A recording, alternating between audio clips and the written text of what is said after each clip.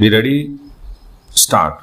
Sir, I express my gratitude to the honorable members for the keen interest they had taken in the whole matter and for the many valuable suggestions they have made.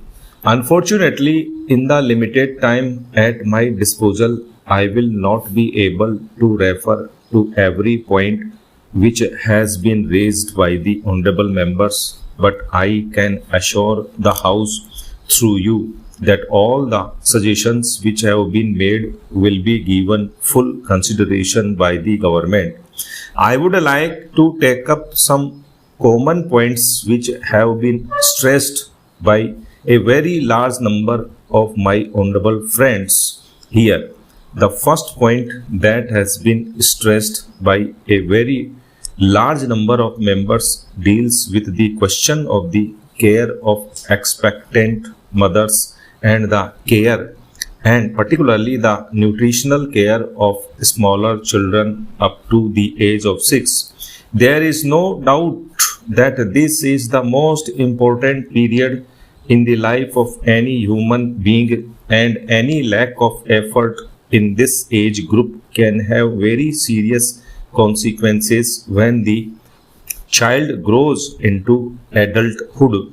For this purpose, Education Ministry, in close collaboration with the Ministry of Health, Agriculture, and obviously with the cooperation of the state governments, has started the integrated child development services which aim at all these points that have been emphasized. The concept of integrated child development services has been explained by us before, but I would crave your indulgence to explain again in a few minutes the main concept of the integrated child development services.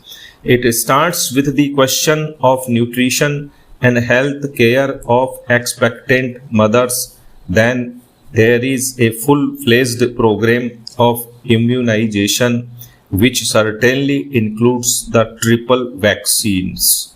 Along with this, there is the question of regular health checkup, referral services, nutrition supplementing measures, and the diet and preschool and formal and informal education. We consider it absolutely essential that children of the age group 3 to 6, and particularly those belonging to the weaker sections of the community, should be provided with such care so that they can develop proper attitudes and motivations, and also their character formation is influenced in a healthy direction. For this purpose, we propose to set up centers as far as possible in close proximity of a primary school to involve elder children, especially girls, to participate in the looking after of the younger babies as a part of their work experience. It would provide them with adequate training to learn about how to look after children and younger babies.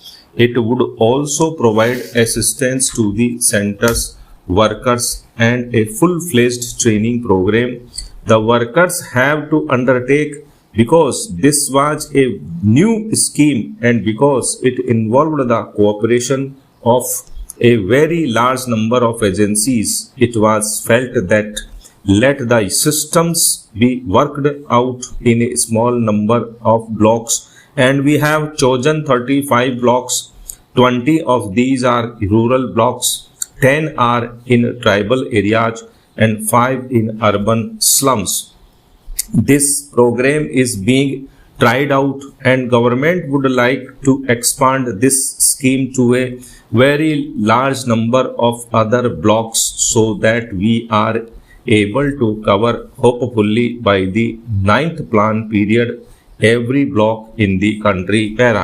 This is an important scheme whereby the problems of the rural children and the children belonging to the weaker sections of the community would be looked after from the point of view of health, from the point of view of immunization, and from the point of view of what may be called preschool education or attitude formation, and so on.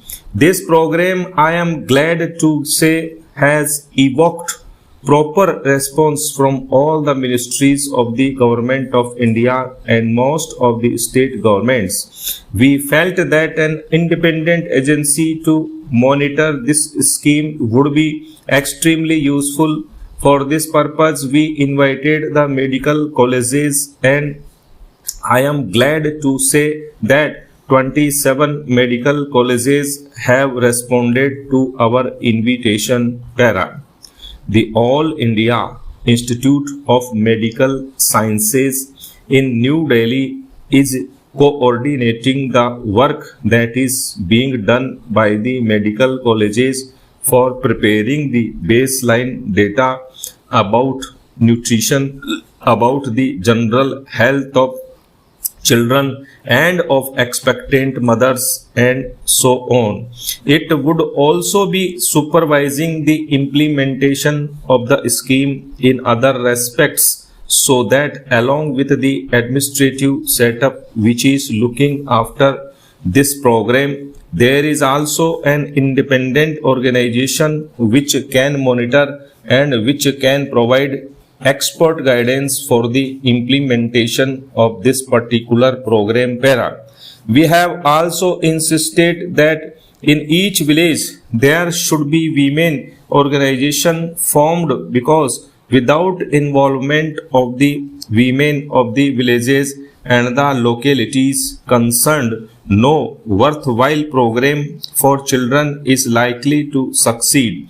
The progress so far in this regard has been on the whole satisfactory, although I would like greater emphasis being placed by the state government on the setting up of women organizations in each of the villages. The state governments are anxious to set up these organizations as early as possible. Stop.